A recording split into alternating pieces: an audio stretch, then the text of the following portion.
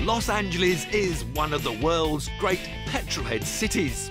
Ever since the birth of hot rodding in the 1930s, California has always been a trendsetter for car culture. And now I'm on the trail of the latest scene. This may look like a 1952 Chrysler Town and Country, and on the outside it still is, with its patina body weathered by the years. But underneath, there's a brand new 500 horsepower, 6.1-litre Hemi engine with brakes and suspension to match. This is what the new culture is all about: resto modding.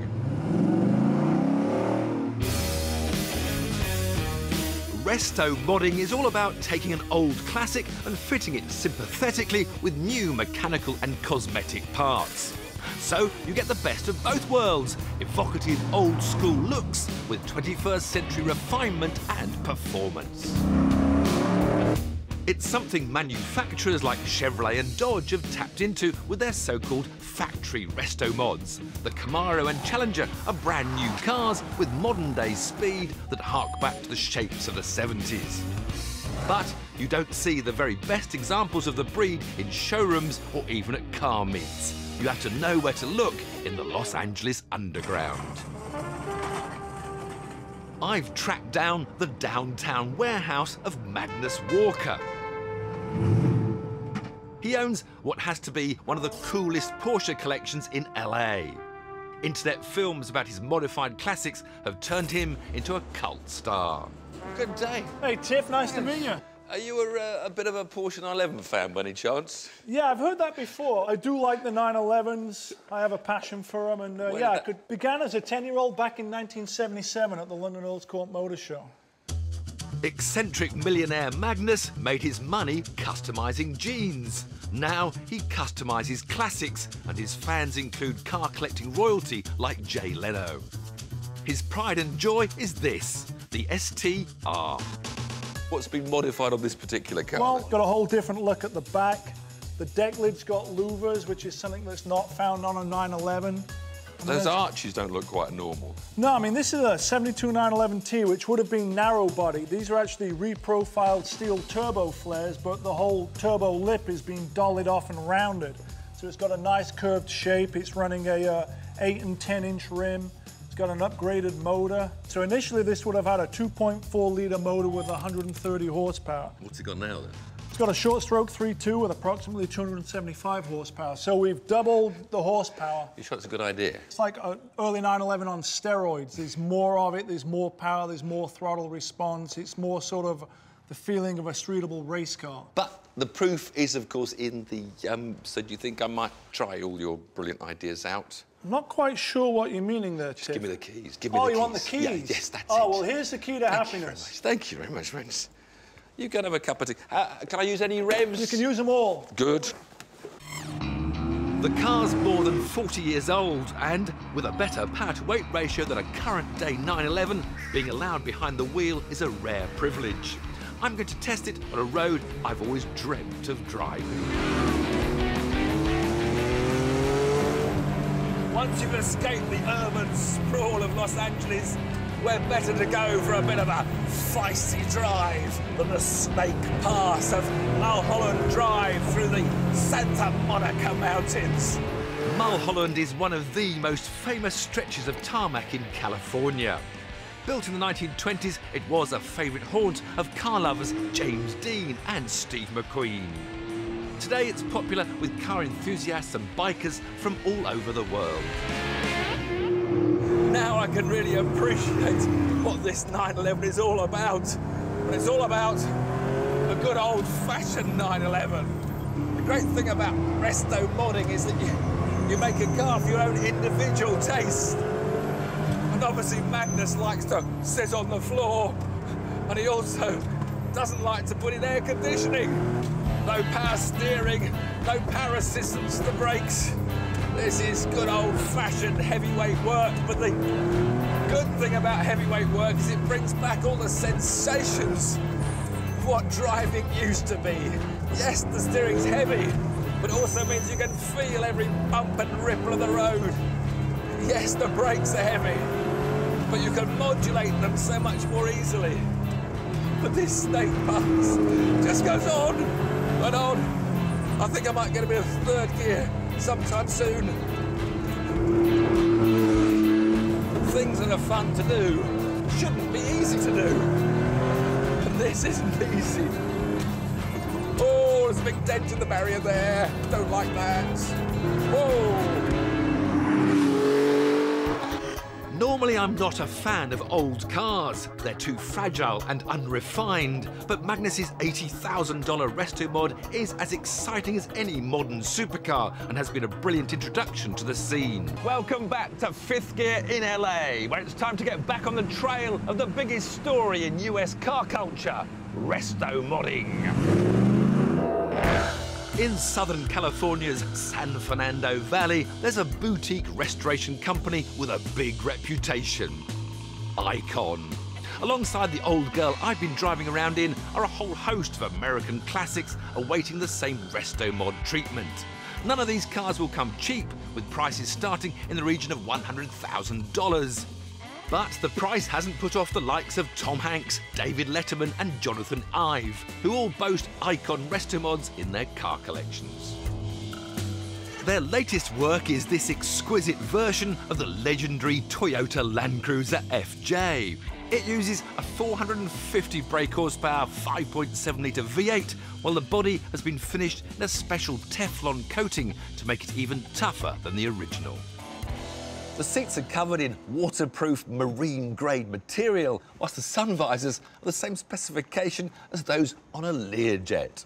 The main switches are CNC machined aluminium, whilst the floor-mounted dip switch is submersible rated. In fact, the Icon is as near as you can get to a real-life Tonka toy. But can it really be worth 10 times more than an original Toyota Land Cruiser? First, I'll check it out on the highway. It has to be said that, like all old off-roaders, the FJ was a bit of a duffer on-road. But this Icon conversion has transformed this vehicle.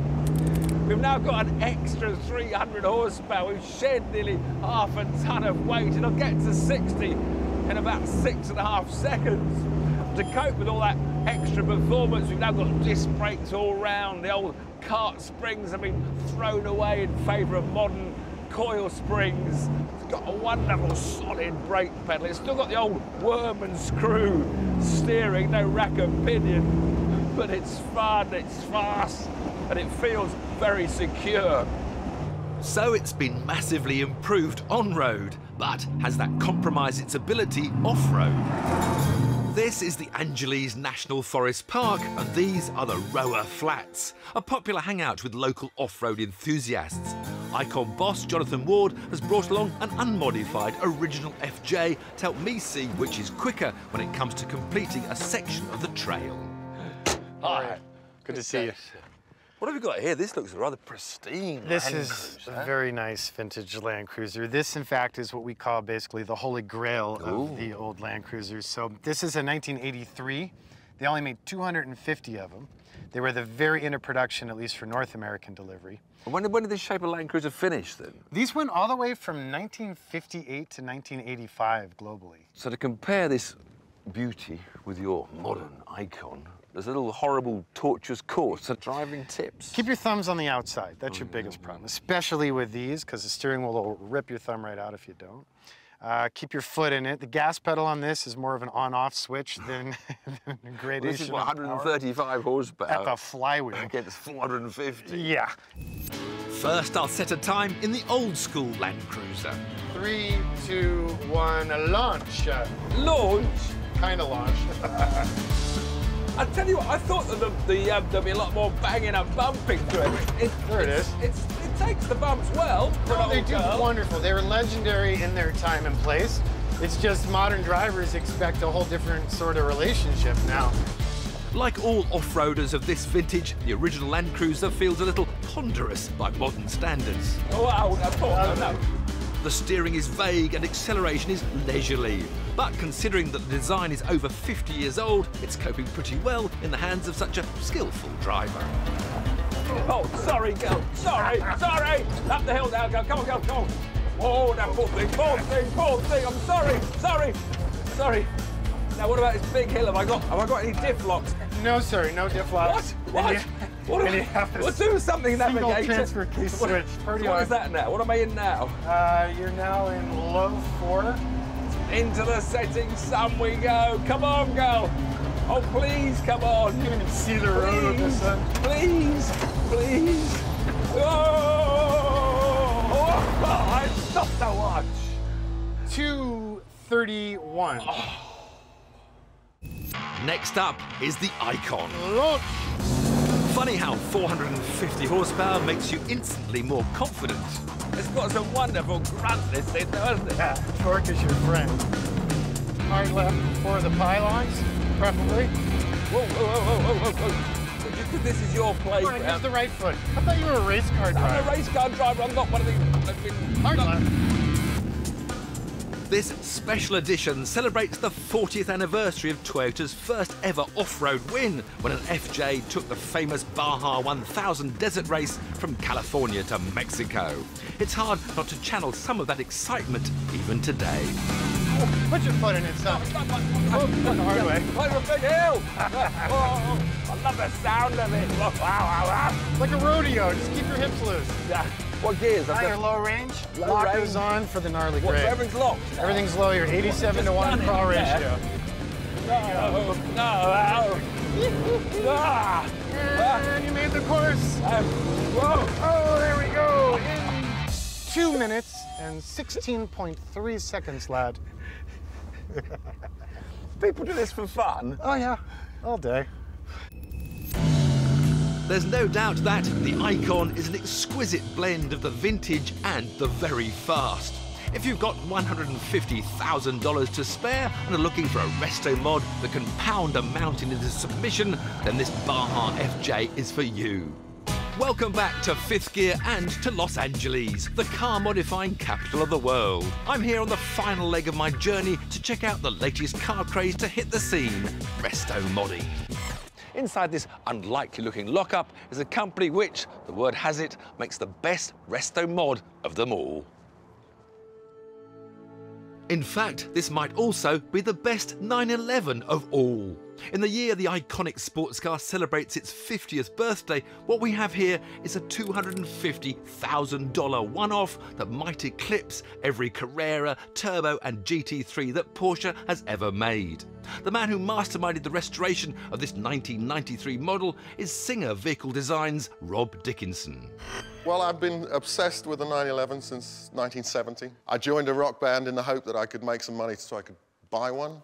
And I just managed to do that, and I moved to Los Angeles in 2003 and built my ideal 911. My little 69 hot rod over there, and a lot of people liked that car. That was my Hollywood kind of hot rod racer. I started telling them, well, maybe I can build you something similar or restore a car in a similar way, and that led to Singer World. But then whilst restoring the car, you add all your own touches, you modify little bits. Every inch of the car has been considered, and I just love the fact that we can take the mirror from a 1967 911 and put it with the windscreen wipers from a 1998 911 and mix it with the vintage racing chic of a central racing filler from the 911R RSR era of the early 70s. So where's the carbon begin? Is the bonnet carbon? Is that original bonnet? Everything's carbon. We Carbon.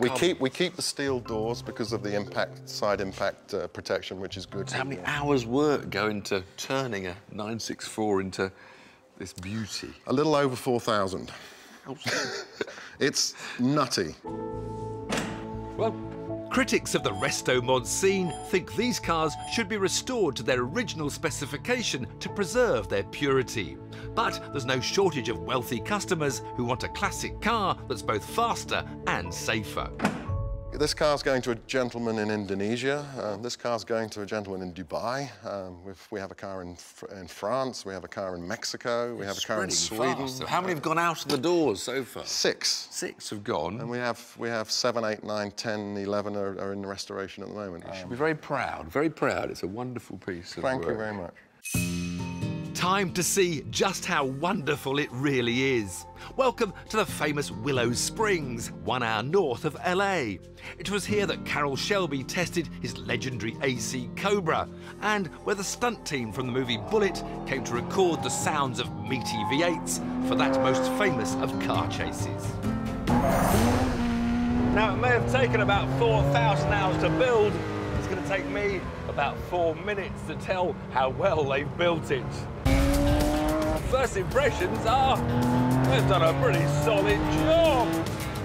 It's great to hear that air-cooled note from the back. 360 horsepower to play with, a little bit of understeer there. I was concerned they put larger tyres on the rear than I really want. The balance is immediately predominantly understeer, pushing me wide. It's the bank turn. Grip, grip, grip, grip, feet in the bower. Front left fighting's beginning to fight. But it's quite impressive how confident I can be so quickly with this car. Whoa, whoa, whoa, whoa, whoa, whoa, whoa, whoa, steady, Tiff, steady, steady, steady, steady.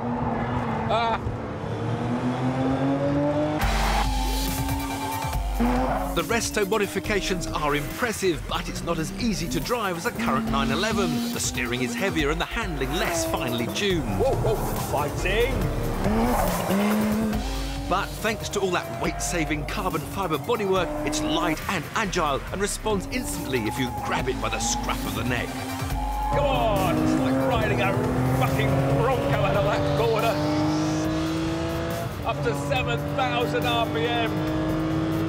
Great deep blip. I tell you what, this really is a car. I'd love to race around this track. It's confidence inspiring. It's feisty. It's flipping hard work. This street course, as they call it, has really been a great test for this 911. It's standing up to lap after lap of heavy braking, big power sliding, and twitchy moments. And what I really love about this 911 is that they built it like a new car, and yet it really feels like the lovely old air-cooled cars that so many people still lust after. Well, here we are, lusting. Whoop, whoop, whoop, whoop. Yes, it's a lot of money, and no, it doesn't drive as precisely as a modern 911, but that would be to miss the point. It's a meticulously built one-off, and like all the resto mods I've seen on this trip, offers the best of both worlds. Expect old classics remixed in a new style to take off in a big way.